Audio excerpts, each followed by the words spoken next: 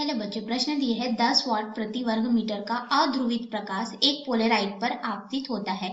पोलेराइट से निर्गत प्रकाश की तीव्रता क्या होगी हम लोग को बतलानी है।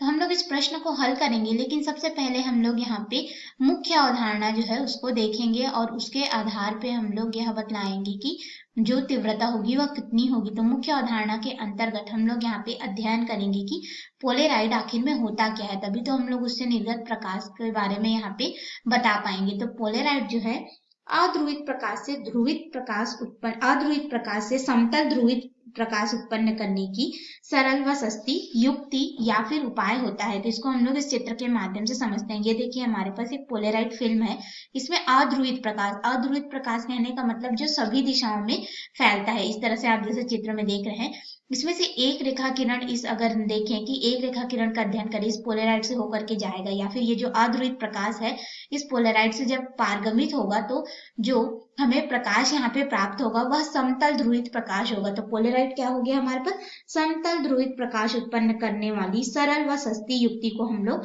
पोलेराइड कहते हैं। और जब भी किसी पोलेराइड से अध्रुवित प्रकाश जो है गुजरता है तो जो निर्गत प्रकाश होता है उसकी तीव्रता अगर हम लोग देखें तो जो अध्रुवित प्रकाश है इसकी तीव्रता को अगर आई ले ले तो हमारे पास यह क्या हो जाता है कि इसकी तीव्रता यानी कि जो समतल ध्रुवित प्रकाश है उसकी तीव्रता आई बराबर कितना हो जाएगा हमारे पास?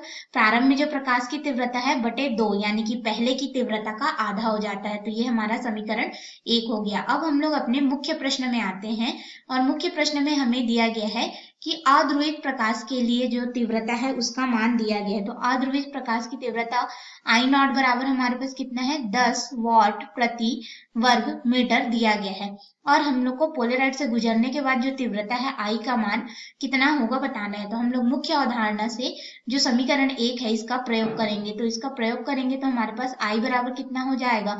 10 वाट प्रति वर्ग मीटर बटे में 2, और ये हमारे पास हल करने पे हो जाएगा 2 से 1 बार में, और ये हो जाएगा 5 बार में, यानी कि ये हो जाएगा 5 वाट प्रति वर्ग मीटर की तीव्रता हम लोग को प्राप्त होगी, जो कि पोलेराइड से गुजरने के पश्चात प्राप्त होगी। तो यही हमारे प्रश्न का उत्तर होगा। आशा है आपको हल समझ में आया होगा। धन्यवाद।